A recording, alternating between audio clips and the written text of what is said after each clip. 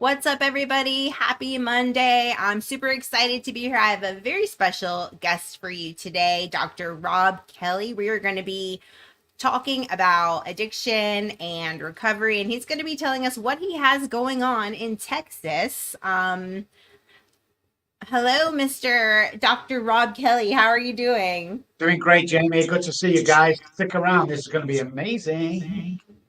Absolutely. So, you are located in Texas, and tell us about what you do. So I'm an addiction doctor, PhD.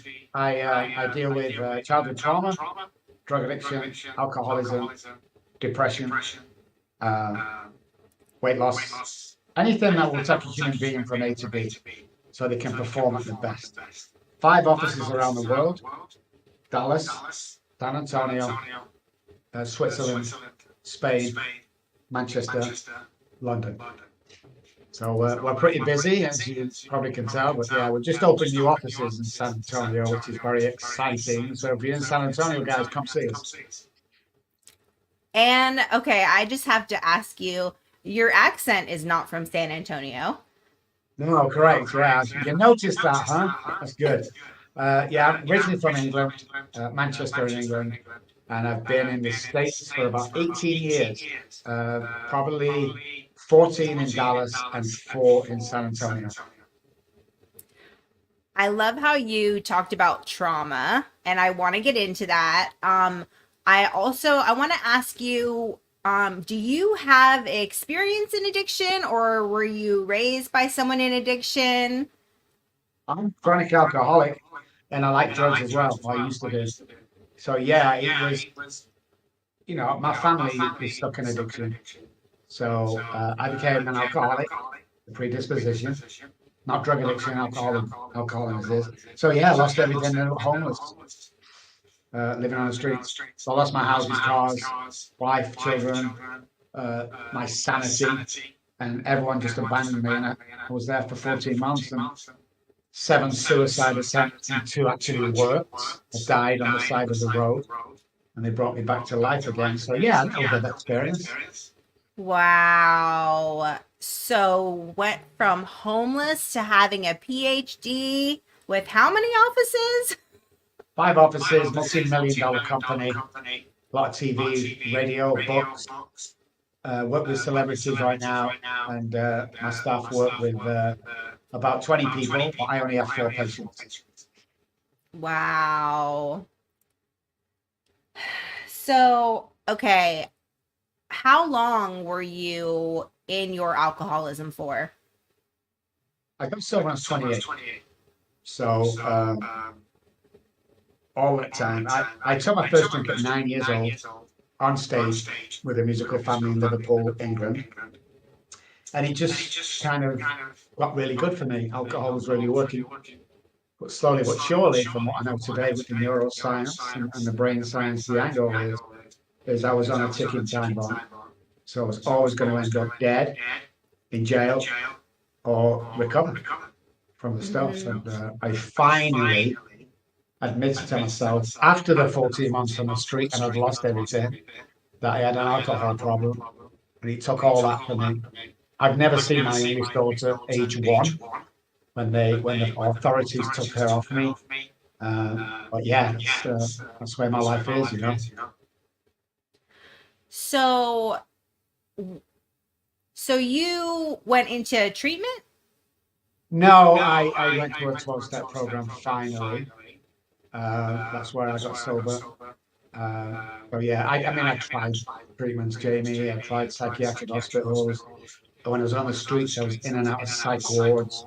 It was just and still is now, very misunderstood disease. See, everybody thinks it's about the alcohol. 1% alcohol to do with addiction, alcoholism. 21% to do with it, and same with drugs. It's not the disease, not the problem. But they just tried to keep me sober, and it wouldn't work because parts of the brain that tell me to drink at a certain point in my career of drinking.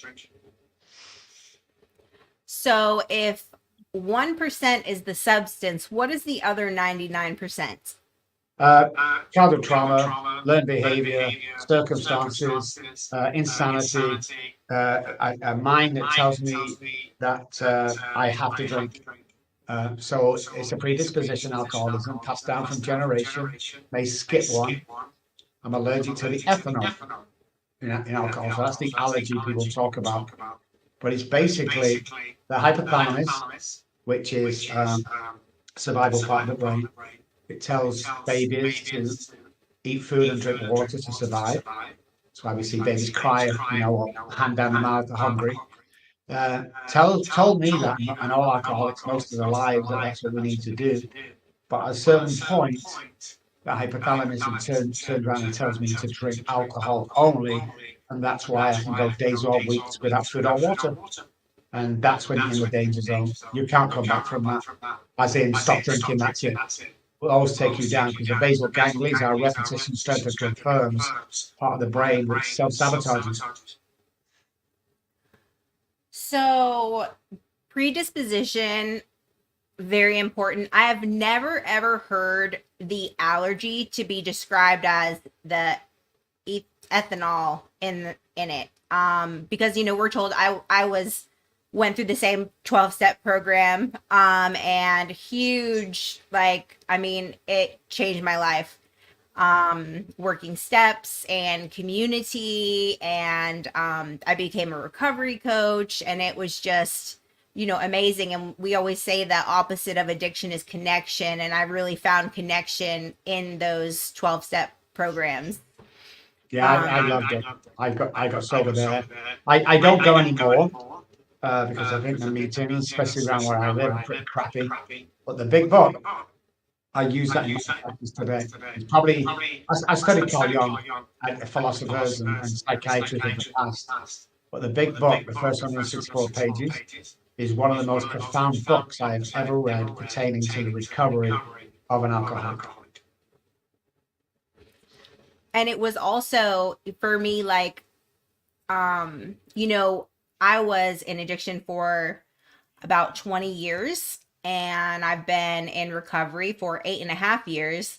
And I remember when I came into sober living and found out that it was not just that I was pathetic and didn't have self will and couldn't stop, that there was actually something in my brain that was different from other people's. Yeah, and that's the key. We I studied neuroscience pertaining to addiction, alcoholism, depression, and childhood trauma because that's where it's at. I never had a drinking problem, I had a thinking problem, and the stuff I did wasn't shared by any medical community. I was told to go to AA and just stop drinking. I couldn't do that.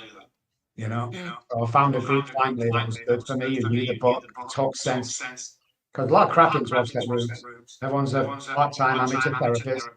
There's always war stories, and there's always little groups together talking about, oh, it's just, I can't be doing with that anymore. But yeah, 12 steps. Well, people miscue the 12 steps, that's why the percentage rate is really low. It's like step one. I ask people all the time, what does step one mean? They go, we're powerless over alcohol. It doesn't say that. It said, we admitted we were powerless. It's a past tense step. If I'm powerless over alcohol, I think I passed 6 liquor stores on the way to my office this morning. I'm not powerless.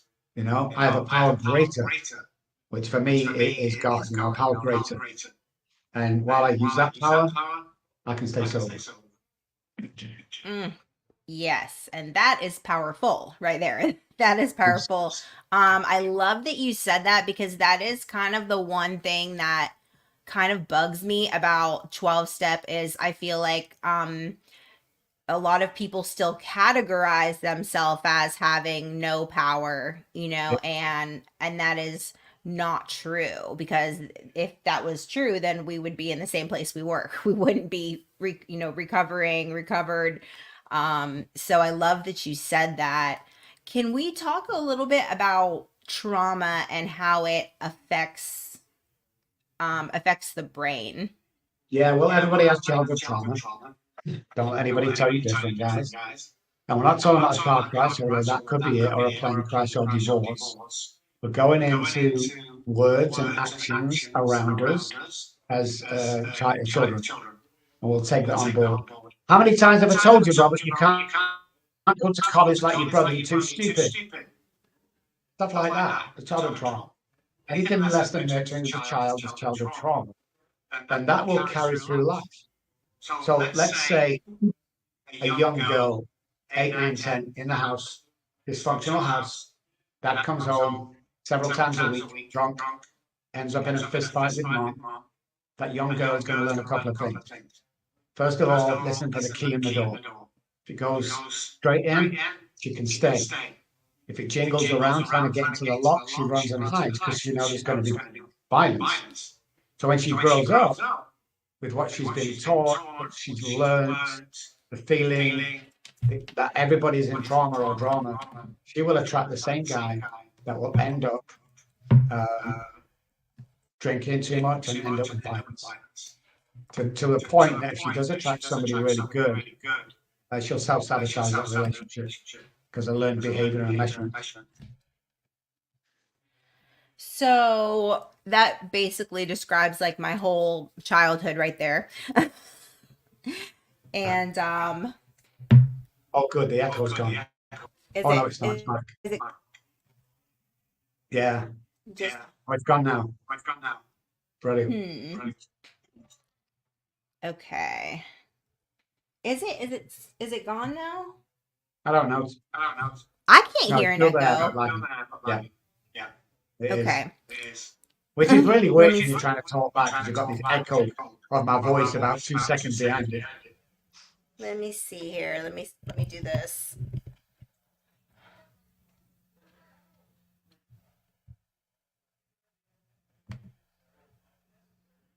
Okay. See what it's like now. No, it's still there. That's okay though. How about that? Let me see. It's gone. Brilliant. Yes. Okay. Oh, thank Got goodness for it. that. Okay. Sorry about that, guys. Okay. Now I can talk without things in my ear. Sorry. Yes. All right. There we go. Um, So let's look while we're on that topic. What does that do to the brain? Well, the neural pathways that kind of sway our behavior, along with the basal ganglia, which is a pattern, repetition, strength, and confirms, is set on self-sabotage, right? They're set on that hot wire all the time. Trauma, is where we feel comfortable, and we'll take that through life. So what's affected when we look at the brain is the basal ganglia and the amygdala, where it's like a smoke alarm. The amygdala is where the trauma is stored, along with other places, but that's the main place. So we'll go to that. So everything we see, hear, feel, touch from birth is stored in our subconscious brain. And what tends to happen is the conscious is the 24 hours today, and this is all the subconscious. But what happens when the prefrontal cortex asks for a decision now about something, it will come directly out of the subconscious brain, which usually means it's self-sabotaging the wrong pathway to take, and it will always lead us to us being less than and making really bad decisions. and something so important too when you talked about that story, what you said was about the little girl, and I'm actually teaching a class on this, a small group on this at a church out here about dismantling false beliefs, because when we are young and we see our parents going through things like this with the violence and the substances, we think that this is what love looks like. Yes, and we don't know any different, or why should we? We learn everything from our caregivers. We learn not to touch the hot stove, not to do this, da da da da. So if that's part of my growing up, why would I think it was any different? Well, it's not, as far as I'm concerned. It's like a family that eats together every Friday night. When I got married, my family ate every Friday night together around the table. I mean, it's just learned behavior that we tend. So it's monkey see, monkey do as we grow up. So what we do Mm-hmm. is it defines our actions today. So if you always want to do something, but never been successful or never had the courage to go forward, look back at the childhood trauma. Were you validated? Were you approved? Was you nurtured as a child? Was you given chances as a child? And most parents say, well, we're just too busy. Stop being busy. Oh, I'm too busy to go to the gym. Stop being busy. You have loads of time. to go to the gym, to spend an hour with baby, to walk the dog for an hour. It makes no difference. Stop running around like a crazy person, because while you do that, your addiction is at its highest and will attack you. Everything has to be calmed down. I'm going to show you in the before we go, morning work. It's breath, teeth, and mirror, we call it. We'll go into that later before we finish, and it slows everything down. If you are stuck in the same pattern, you will replay that pattern. So, guys, have you ever been on an outing with a bunch of guys or girls? And let's say you go to, I don't know, the seaside for the day. You go out, you're having a few beers or whatever it is. You get back on the bus. Which seat do you sit in? You sit in the same one that you went in. Why? It's to the point that if somebody sits there, we go, hey, that's my seat. That's the kind of obvious pattern that we get in, but it's all the same, going deeper and deeper with trauma, is we repeat. So the definition of insanity is not doing the same thing over and over again. The definition of insanity, as far as we're concerned, is me not being able to see my own truth.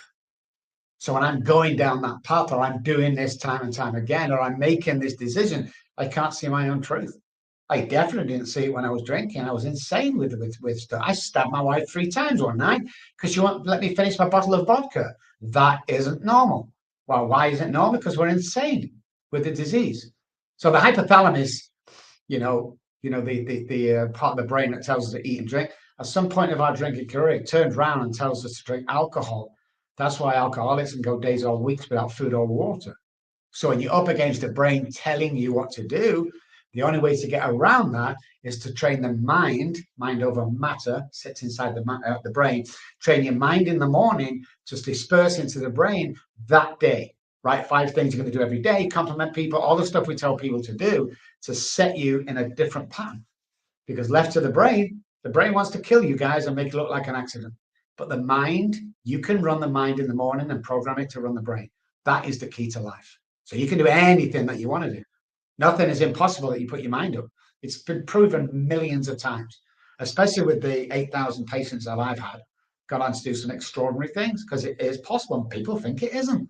Well, I can't do this. People used to say to me all the time, Jamie, when I told them that a few years ago, they go, well, I can't be president of the United States. Let's forget your political views for a second. We're a business and running the country with no political experience whatsoever for 4 years. Don't dare tell me you can't do anything you put your mind to. It's just not true. It's childhood trauma that's stopping you. Absolutely. And I feel like rejection plays a huge part in that as well for children who have been rejected by their parents. I know that that was a huge thing of mine was my earliest memory is my mom screaming at me, I wish you were never born. They my parents had me at 15. It was very chaotic and she just didn't know how to handle it and they were very busy. My mom worked 2 jobs, my dad worked 2 jobs and went to school and then a few years later they had 2 more children and then I was taking care of them, and it was never like, hey, let's spend time together and let's do projects and let's do this. It was like, go do this, go outside and play, go clean your room, go, and it caused like this rejection in me that caused me to believe that I was never going to be able to do things like graduate college or have a good job or anything like that. Abandonment is huge. We look at, we did some tests in a prison in Texas, Hunt, and we were allowed many years ago on a scientific research go in and look at the people, the inmates in there before they hit the chair or the needle, and most of them were insane with the isolation and the abandonment. Abandonment is a killer, and we don't think it is. We tend to scrub it off like words. Sticks and stones will break my bones, but words will never hurt me is not true. We can cut people to, oh, it's just unreal what we can do with our tongue. So we have to be very careful what we say, especially to each other, and more importantly, to oneself. If you drop a pen on the floor, it's like, oh, you stupid idiot. Stop saying that to yourself, because the brain will pick that up and it stuffs it in the subconscious brain. Everything we hear, touch, feel is stored in there from birth. Don't think it isn't. All of it's there. So when I go for that job I've wanted for ages, and I'm sat outside in the waiting room waiting to go in for my interview, do you know what's come to the prefrontal cortex? Oh my God, you stupid idiot. Every single time. So you have to start reprogramming the brain and re-entry to the subconscious brain, who you really are. Most people in the world today have lost their identity, whether that be to drugs, alcohol, marriages, abuse, whatever it is. You forgot who you really are and what you are really capable of doing, because you are capable of doing extraordinary things.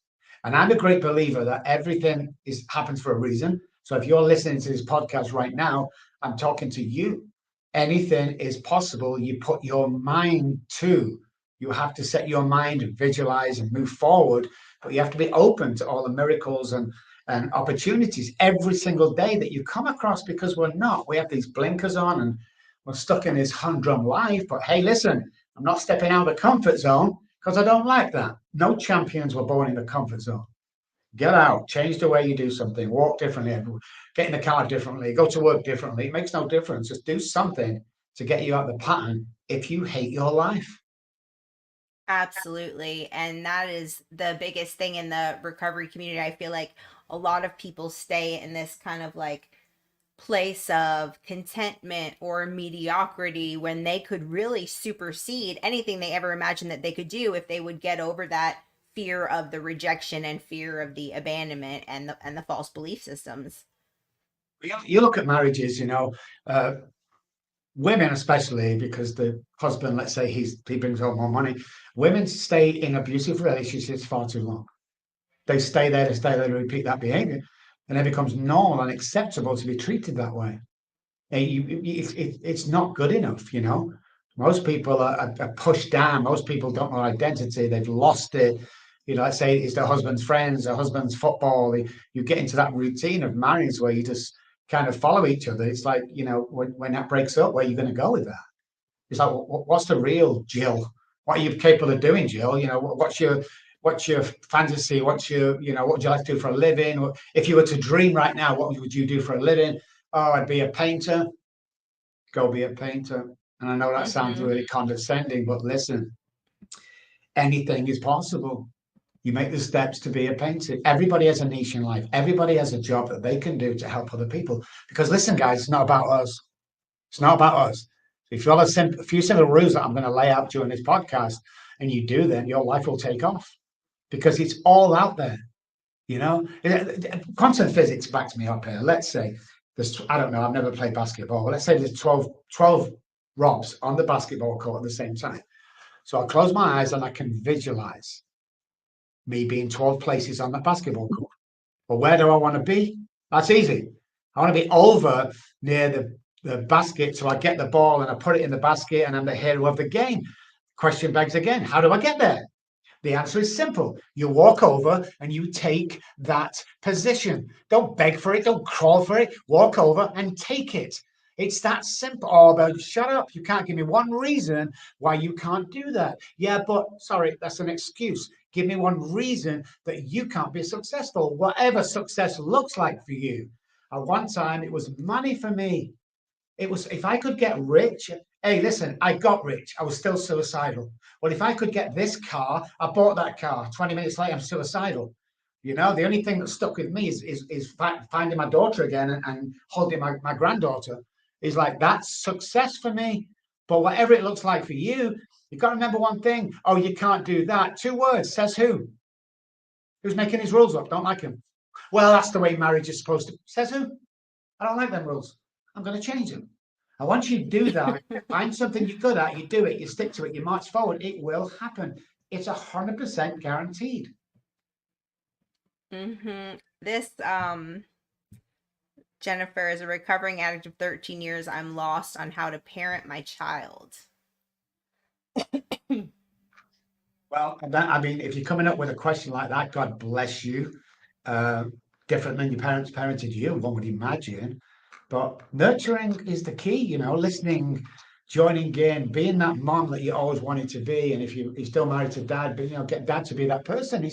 It's not that hard, but we're just set in a self-sabotaging ways. My 13-year-old never speaks to me anymore. Sit down, start dialogue, start see what's going on in his or her life, and see if you can aid to that rather than always arguing and walking away. I mean, there's no rule book with children. We all know that. Everybody wings it at the beginning because nobody knows. You're not supposed to know. You're not supposed to know. But kids grow up fast. Arguments happen. Kids don't speak to moms for whatever reason, especially 13. That's the worst age. Everybody, well, everyone I spoke hates the parents around 11 to 14. So maybe it's just something to go through, but stick in there, girl. Definitely. I have a 13-year-old daughter. I can relate to that. And Tim says, I'm living with an alcoholic. I'm over 7 years clean, and it is very difficult to see them drink on a regular basis. Do you have any advice on this? So there's a huge difference, Tim. And that difference is this. There's a difference between the alcoholic and the heavy drinker. So if your partner's a heavy drinker, they don't need to stop, even though you're 7 years clean and sober. It's kind of that situation. There's a fine line, but there is a line.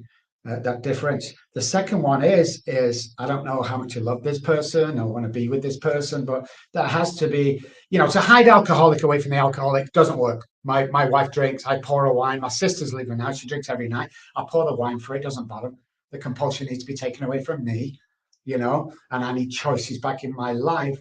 But it is difficult, depending whereabouts you are in your recovery. There's a great sketch on by some comedian, and this was my head. Oh, can I have an orange juice? Oh yeah, Rob, we're out of orange juice. I'll have a vodka and tonic. It's that quick.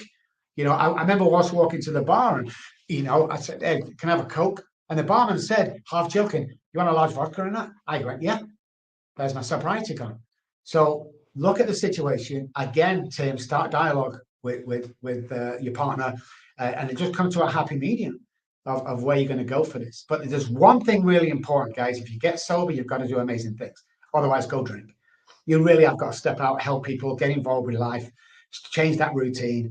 It's amazing because we don't do it much now. When you start dialogue with somebody, oh wow, I didn't know you was feeling that way. And the best way to do that is when I feel. It's an old therapy thing. I don't like therapy, but it's so true. When you drink every night, I feel sad. When you drink every night, I feel that, you don't have me in mind or stuff like that. And once you start the dialogue, it'll be amazing. Amber Lynn, I've been in a relationship for 13 years. Get out. Why are you not getting out? Well, I'm scared. Get out. You've got somebody out there, friend, whatever it is, you don't deserve, nobody deserves to be in an abusive relationship. It's 50-50, 50% love, 50% love. If it's 80-20 for whatever reason, get out. Because I'm telling you, God bless you, Amber. Uh, you'll stay in that relationship till it's too late. Don't And stand for it, girl. this is something I see, especially recently. I've been seeing this a lot. I have experienced this myself as well. I left a relationship that I had dedicated, my life to covenantly, and it was an abusive relationship. But I got to a point, it was, about a year and a half into it, where it just kept getting worse. And I had to say, I choose me.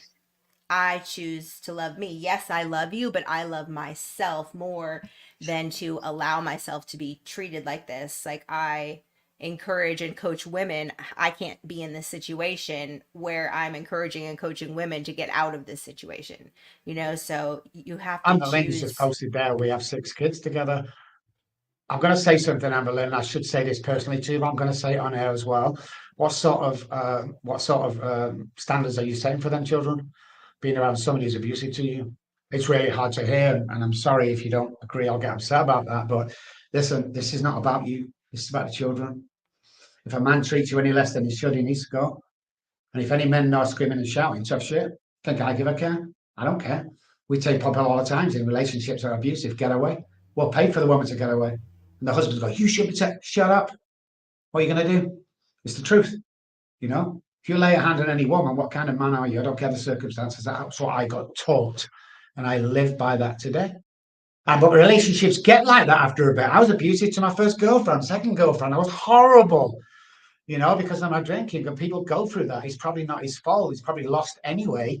But again, back to dialogue, you are worth $1 million, Amber. See, if we're worth $1 million, why do we keep hanging around 10-cent minds, 10-cent brains if we have $1 million brain? So, Amber, you probably know who I am. If you don't, I'm sorry you don't know who I am, but get in touch with me. I'll give you some advice off air if that's okay, Amber. And there also are other organizations that can help you get away from that I know here we have Project Safe, and they can help you move and help you with so many different things. There are a lot of resources, but the thing with this that I've seen is the trauma bond, and this is it's almost like an addiction. Women being and men being in these relationships that they are addicted to. But look at the parents. Look at the parents or caregivers. If not that, look at the grandparents. Somewhere along the line, Amber, somebody's told you you're not good enough. Somewhere on the line, somebody's told you you can't leave me because who's going to have you with 6 children? That's a form of mental abuse, is what it is. Psychological warfare is going on there somewhere because it's just not true. Everybody deserves a peaceful, happy life, and everybody can have. But stop putting up with the shit in your life that you don't have to put up with. Because your kids will. I know this guy's probably screaming at me right now. Your kids are going to grow up thinking that relationship's okay. That's who they're going to attract, unfortunately. And I don't say it off the cuff, Amber. I say that with 30 years of trauma and neuroscience pertaining to alcoholism and mindset and families and behavioral science. It's just a fact, unfortunately. So thank you for asking that brave question, Amber. God bless you. I hope you come and hit me up somewhere. And this is, something toxic relationships and abuse come with addiction and alcoholism. I mean, it just almost goes like hand in hand that these relationships just you're not many people I know in addiction or alcoholism are in a healthy relationship. Yeah, they tend to go back to what they think they know. Two people who suffer from addiction and alcoholism, it's not disastrous, but it's kind of 99% is, unfortunately, learned behavior again. You'll copy one another, you'll say each other's sayings, your behavior. So if only 1% of alcohol has anything to do with alcoholism, then what is it really? And it comes down to the self-sabotage. I'm 12 days clean from alcohol, so that's good. Definitely get in touch with me, Amber. I'm not going to charge you anything, but I'll, uh, I'll see if I can work with you pro bono. Uh, yeah, so we jump again. So there was a girl many years ago in England in the late 60s that was snatched, schoolgirl, off the side of the road. And a big manhunt was on for her. 16 years old, blue hair, eyes, blonde hair. The press went crazy. Anyway, they couldn't find her for about 2 months, so they kind of pulled back on the search. And about 9 months later, a police officer was following another car down a country road and he had a back light out, so he pulled him over. One of the things back in the day, because they didn't have radios and stuff, they used to ask you what was in the trunk. What's in the trunk? And you'd go, a hat, a pair of boots. And they open the trunk, hat, pair of boots. Yeah, it's your car, off you go. So when they pulled this guy over, they searched him and they found a stolen screwdriver in the trunk. So now they're allowed to go back to the house and see what else he's stolen. And sure enough, lawnmowers, drills. I mean, he'd been on a spree. But they also found a box in the corner, which was 12 foot wide by about 4 foot high. And they said, we know you got more stolen stuff in there. So they smashed the lock off and they opened it. And there was the girl that went missing 9 months ago. She was alive. She was beaten and battered, but she was alive. We used to take her out every day, abuse her, shower, food, back in again for 9 months. So the policewoman leant over. She helped the girl step out of the box. She took her police coat off and she put it around the girl. What's the first thing she did? She got back in the box. And that's what we do with life. Get out that fucking box, smash it to pieces, and find your worth in your identity. And don't let anybody tell you different. Mm, so powerful. That's so powerful. And that is the biggest thing with, these false belief systems that we have, and we have to be able to dismantle these belief systems so that we can know the truth and know our identity. I know for me, being in sex work for most of my addiction, I found my identity, and the only thing that I had of value was my body. And that was so hard to come to realize, in recovery, that I had more worth than that. I had more to offer than that. That was not the thing that made me. Yeah, it's just we want to run our life today with our past defining us. And that's not true. You take your past as experience and move forward with that experience. Like if you don't suffer from alcoholism and addiction, but you're a therapist, you cannot work with somebody with alcohol and addiction problems. anything else you can. But these two are different. If you don't have personal experience, then you don't know what we're going through. You don't know what I'm going through. So when I was looking for a new therapist about 2 years ago, I actually interviewed four of them, and three of them were masters counselors, but they had no experience. What I would say to them is, hey, if you had a bottle of vodka in your hand and you wouldn't give it to me, and I had a knife, I would stab you repeatedly in the face to get that vodka. They all freaked out. You can't do that. I'll call the police. You don't know what I'm going through. Went to another one, which is now my therapist. I said exactly the same. Do you know what she said back to me? I did the same to you. I thought, wow, that's my therapist right there. But you need to know there's a certain amount of things in addiction and alcoholism that we go through that nobody else would understand. Nobody else. Why can't you just stop for your children? Da, da, da. All the mental thoughts that we have, all these crazy thoughts every single day that we have, that the hypothalamus jumps in and says, alcohol is the only thing you need. And they have this compulsion that says, yes, you need it. Nothing else matters. The kids, wife, alcohol. So everything we do and talk about, we've done over 30 years, we've trialed and tested. So the alcohol and drug thought pattern, we got 15 alcoholics and addicts who were chronic relapses, didn't really want to stop, but were trying sobriety for periods of time. When you relapse, let me pick you up, take you there. I'll give you $100 for your time. So we wired them up to see what the heartbeat was like. So the most intoxicating of all that journey, picking him up, driving there, going in for alcohol, coming out, driving him home, was the drive to the liquor store. Was the most intoxicating because it's not about the alcohol. So you've really got to look at who you are and where you want to go, because you can't listen. I was homeless with nobody to help me, but I was still working with people. I was still talking to people, helping people, even though I was drinking every day. I was trying to help other people all the time because I knew deep down inside that there was a God and that he had me going through this. So everything you're going through now, guys, it's like a semester at Harvard University because it's prepping you for your future. Nothing lasts forever. Everything is temporary. We don't have time when it comes to stuff like this. How many times, guys, you're waving your kids off to kindergarten, next minute you're waving them off to college? People always say that. Where's that time go? You don't have time. Leave that relationship, start that business, buy that car, buy that house, whatever it is, do it now. Otherwise, you won't. Well, you're never ready, by the way, guys, just like you're never ready to have a baby. You're never ready to make that decision. There's always an excuse that's going to come up. It's childhood trauma.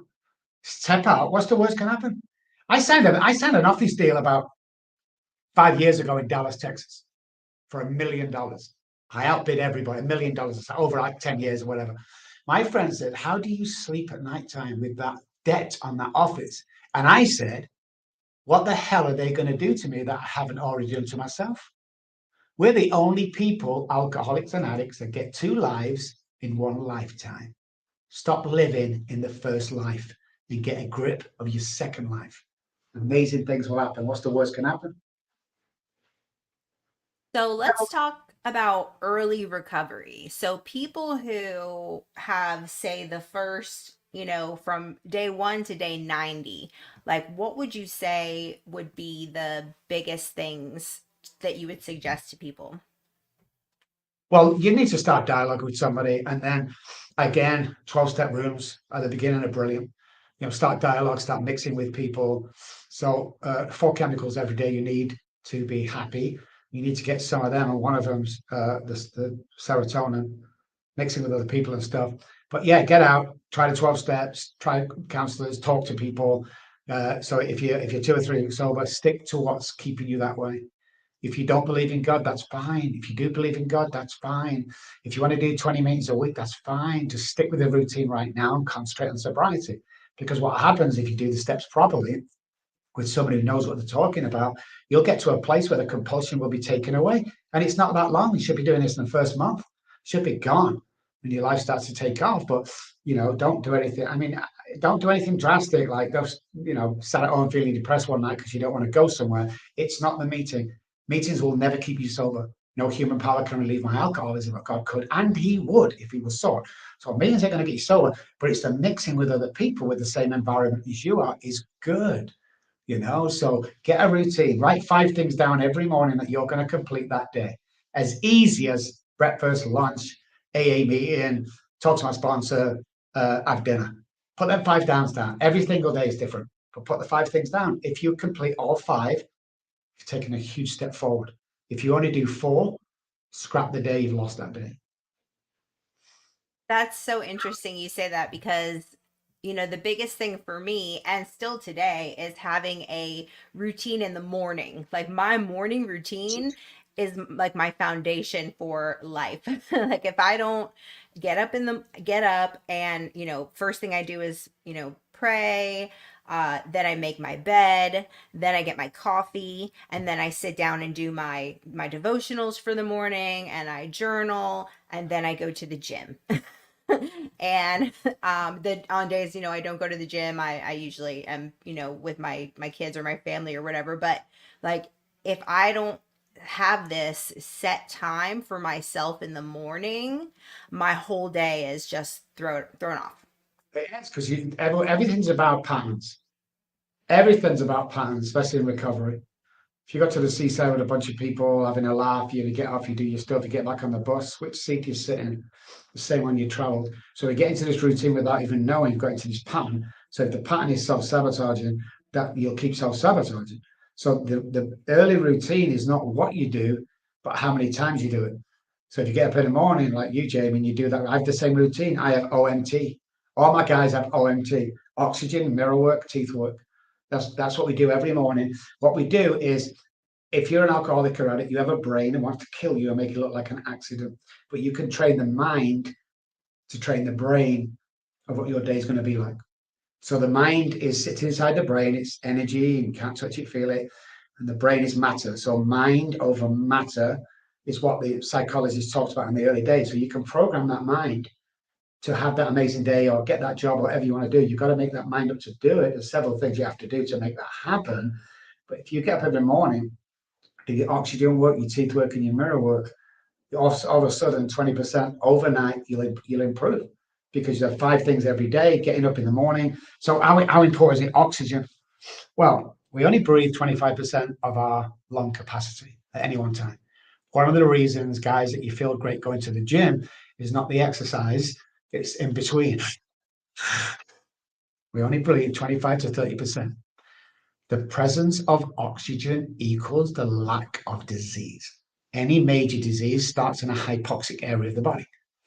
On a normal circadian rhythm sleep pattern, between the hours of 2 and 5 o'clock in the morning is when the body is in most repair. It's when the body is really low. That's why no one's woke up laughing, ever. No oxygen. It's also when most people die of natural causes between the hours because we're at the lowest. So when we get up in the morning, we need to do our oxygen work. So we need to stand by the bed, hold on to something, take 20 exaggerated breaths in and out. Flood that brain, flood that body with oxygen. Now all of a sudden you're alert. Now you're ready for the day. Walk in, let's change some patterns. Remember, change some. Now we've got oxygen ready to think for ourselves. Change some patterns. Stand 6 foot away from the mirror. Look yourself in the eye and say, I love you 10 times. No other affirmations. Don't stand close to the mirror. Because when we stand close to the mirror, shaving or doing our makeup, we see all the blemishes on our face. When's the last time you went in the office? Go, hey, Jimmy, how you doing? We don't do that. It's human being. So stand 6 foot away, the blemishes will disappear. Instead of walking out feeling like this, that other people can see this, they can't. You walk out looking like this, no blemishes. And then if you brush your teeth with your right arm, I want you to do left for 1 week, right for 1 week, left for 1 week, right for 1 week. Neural pathways change, behavior changes, the patterns, recircuitry of the brain will change. Therefore, the central nervous system will change. Therefore, the pattern of behavior and what we do will change. For almost nothing in the morning, 10 minutes of your time. We're getting that humdrum pattern all the time. Get up in the morning, we get coffee, go there, there, there, there, there. Stop. You don't need to do that, guys. If you think you want a better job, go get a better job. Don't do anything like pack your job in it. Just be smart about it. You really can. Everyone's got a niche in life, and everyone deserves to be happy. Absolutely. And I had a couple interesting experiences with this. I am a massage therapist and I also am a recovery coach. And so I had this idea one day and I just said, there are two things I'm so passionate about, and that is recovery and massage. And I want to put them together and created a protocol for massage in recovery that deals with trauma. And so started training students at the local massage therapy school, implemented it into some nonprofits. And it's like, bam, like just from the idea, I said, I want to make something called recovery massage. I think that would be really beneficial, and then just walk through the steps and did it. And the same thing with like my YouTube channel. I was like, I want to make a YouTube channel and speak out about recovery and addiction. You know, and just did it. So like the strategic, goals and like writing the steps down to how can I make this happen and just going in and doing it, having the faith and confidence to do that. And you can do whatever you want to do. Exactly. And that's a great, I know we have a massage therapist that comes in. I mean, it's part of recovery. It really is. It's part of that central nervous system getting disrupted and the muscles around you and, the meditation and the quiet time. And, you can actually do the 12 steps, step every day on freaking on the table, but it's really important. And if it's a dream that keeps coming up time and time again, then you are meant to do it. And the only person stopping anybody from doing it is you. You have to step forward. If you believe in God, it's like having a car with power steering. If you stay still with no engine on, the wheel ain't going to move. If you turn the engine on, all of a sudden it's free to move quickly. That's what you need to do. Take the brakes off, go forward in your dream, start with a little website, start with one client and build it from there. And think, don't worry about the money. Don't Everyone's focused on the money. Don't worry about the money. The money will come if you're doing the right thing and helping other people. Never not seen it happen in my 62 years on this earth, never not seen it happen. Because when we help another person be of benefit, again, it's not about us, and your life takes off, whether that be financially or being the best dad in the world or whatever, will take off. But we're in 2024, guys. It's not that hard to earn 100 grand a year. I mean, it really isn't. So start thinking big, not small. I'm going to create an empire. If you say that often enough to yourself, and you say it out loud to other people, human behavior, mirroring part of the brain, they're going to say it back to you. When a third party says it back to us, we believe it more and then it will become real. Unless you self sabotage and pull away and go, oh, yeah, I don't want to make a fool of myself. Nobody cares, by the way. Nobody cares. I've learned that in life. You walk in a room, you make sure your hair's okay, and everyone. You open the door, everyone looks right. Nobody cares what colour your hair is, what dress you have on, how thin, fat, tall, small. Nobody cares. They've got their own problems going on. The spotlight is not on you because I thought it was for years. With it's not. Nobody cares. Nobody's coming to rescue you. You know, nobody cares. In fact, if you were to disappear tomorrow, 10 people in my life would go, oh, where's Rob? But after 6 months, Rob who? Nobody cares. So let's do it anyway. I'd rather do something that I want to do than dream about something that I want to do and do something that I don't want to do. What's the worst can happen? Ask yourself that all the time. What's the worst can happen? Because if God's brought you through all this stuff you've been through, you think it's going to kick you in the teeth now? I don't think so. Somehow. But believe. And I just wanted to touch on, one thing I wanted to ask you about because I know that you had mentioned this is how important is spirituality in recovery? 100%. 100%, guy. Well, I don't believe in God. Good. See how that works out for you. Good. I don't care. I don't care. But I'll tell you something. When you have a spiritual connection and a psychic change, the book talks about, which let's have a look. We believe in somebody greater than ourselves and we use neuroplasticity. We change our mind, teeth, and everything. Your DNA will change. That means you're not the same person as you was. I've never, this is my experience, guys, with the millions of people I've met most of my life, never not seen it done without some sort of connection. Because part of the universe. It's not like, oh, I believe in God, everything will be okay. No, it's part of the connection. It's part of the energy. It's part of your life. It just becomes a working part of the mind. But your DNA, we've done the trials and tests, experiments.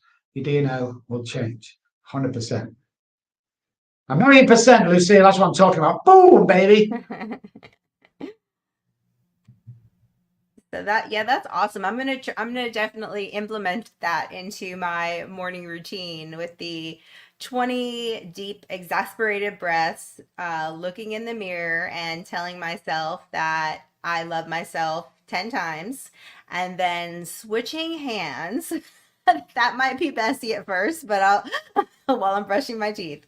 And if you journal, guys, as well, it's something good. Write with your non-dominant hand. The more truth will come Really? out. Yeah, the more truth comes out because the brain's used to the right hand if you're right-handed. So while using your left, you're concentrating more on trying to make it legible, and then stuff will come out that you're writing down that you forgot, rather than again, right hand can do it. You can do it in your sleep. See what happens with neural pathways is when you go to drive a car, for instance, at the beginning it's really hard. You know, you've got to take your lessons. The thought patterns are being made though to drive that car, and sooner or later, repetition, strength, and confirms you can drive that car. So that the thought pattern is fully arranged for driving that car. Now you can reverse down the driveway, talk to your mom, wave to the girlfriend, listen to music at the same time without a second thought. So the neural pathways for that has done. You go to England for a year, where the wheel's on the right, you drive on the left, and what happens to the American driving is the neural pathway shrinks. Okay, so when you finally do come back to America, it might take you a minute, an hour, a day to get used to driving the left-hand wheel. So you have to the neural pathways are gone. So you have to start training it again back up to fully. Okay, this is what happens with alcoholics, and this is why it's a progressive illness. We start with the being born alcoholics. So we take our first drink, then your pathway to self-sabotage start to build. Okay, so let's say you're in full blown or you can't stop drinking. You go into rehab. You go into rehab for a year. See, the neural pathways don't diminish like the driving. And what happens is when you come out, and if you do relapse, you go back right there where you left off. It does not give us any time to rebuild and self-sabotage. It goes right there. So unless you've done your work pertaining to that part of the mind, you will always relapse. Hmm, that is fascinating.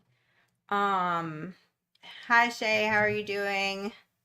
We are I'm just being mind blown, just one after the other, on on all your information. You, Dr. Rob, you were really fun. Ah, right. That's the other thing as well. If you've got to have fun doing this, my question is to everyone: you having fun? Yeah. The answer is no. You're doing something wrong.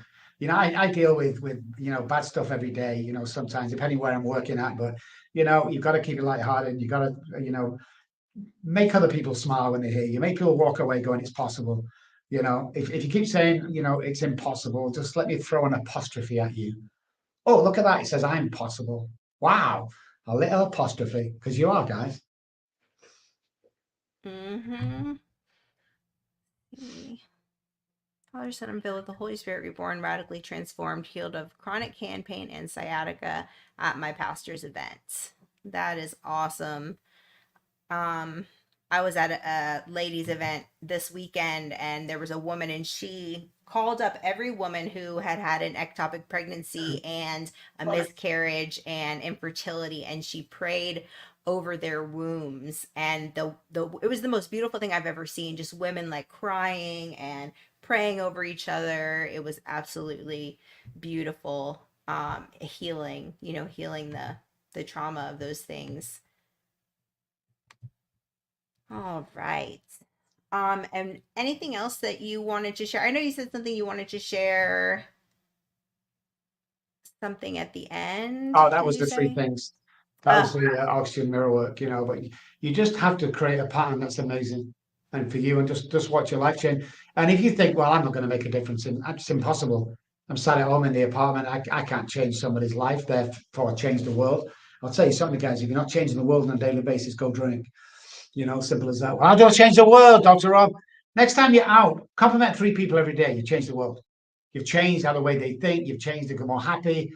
And if you don't believe me, next time you're in a built-up area of people, listen, sneakers are always the best. Find somebody with sneakers walking towards you, go forwards. Hey, man, nice sneakers. And he'll go, oh, thanks, man. When he walks past you, turn around and look at him. He's going to look down at his sneakers at least 3 times.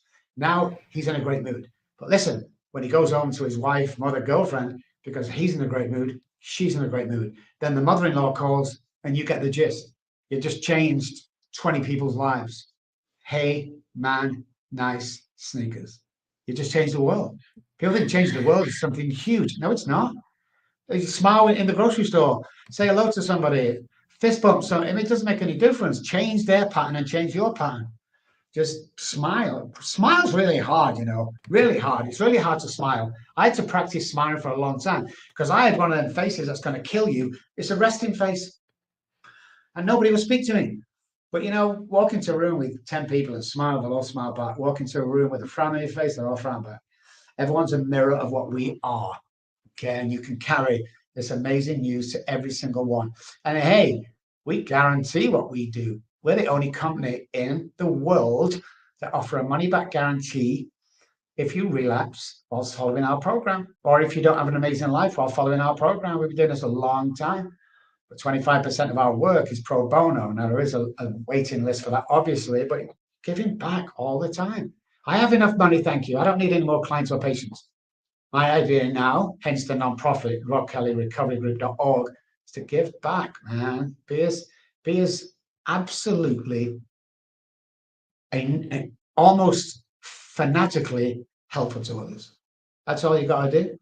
Don't listen to the naysayers. Don't listen to the haters. I'm thinking of start my own business. Yeah, when they start paying your mortgage, start listening to them. Other than that, two words. Says who? Says who? Thank you, Jamie.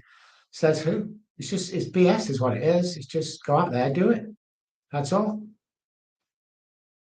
And Awesome. listen, if you're sat, if you're sat at home, it's going to blow your minds, this guys. If you're sat at home in that position I talked about, you're never going to amount to anything. You're never going to be anybody. You've always been a waste of time. First of all, I want to apologize because somebody's put that there. Okay.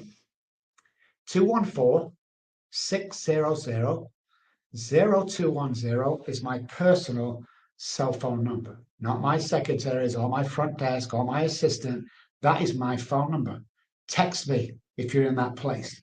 Couple of reasons. I will call you, but I'll text you back straight away, hopefully. But I will call you and give you a 15-minute pep talk that will change your life. And if it doesn't, I'll send you $100 for wasting your time because time is valuable. Okay, guys? Now, if you're sat at home thinking, oh, I don't know, don't do an internet search on me. You might get too nervous. People do.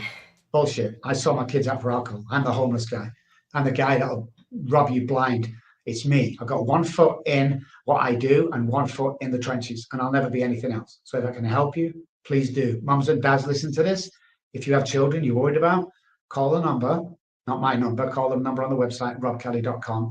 And my wife or my assistant or my coaches will talk to you for as long as you want, free of charge, giving you the best advice in the industry.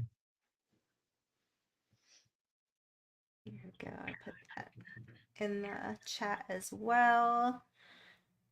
Awesome. And I'll put these when I when I share it too.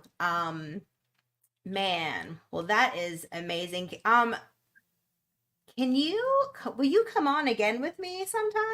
Because 100%, Jamie, you are freaking awesome. 100%. Yeah, definitely. I feel like there are so many people who need to hear this. And uh playing a video game at night does help with staying sober. Of course it does, Mike. 100%. Everything is limited. Everyone's, as long as you're doing like set amount of hours, it's brilliant. Of course it does. Yeah, getting you a ambition, be the best in the world at playing video games. Take your mind off the humdrum. Because while you're playing games, everyone said it's bad. Well, it is bad to a certain if you're playing every single night. If you're playing 10 hours a day, if young kids are playing 10 hours a day, I'll show you a future addict. But when you say at night time, at night, yeah, definitely, it's changing the way you think. That's what it's all about. It's not the alcohol and drugs. It's got nothing to do with it. It's how you change, you know? Uh, it's beautiful, man. It's just change their thought patterns and change yourself. Mm-hmm. Absolutely. Well, thank you so much for hanging out and definitely look forward to having you on again. I feel like there's so many people who need to hear your encouragement and your message. And I really enjoyed hanging out with you for this hour, for this lunch hour. So Yeah, thank you so much. And cool. guys, we're going to get off here. And so robbkelly.com and robbkellyrecoverygroup.org. And I'm going to put those links into on the top. And thank you so much, guys. We are going to end the live stream.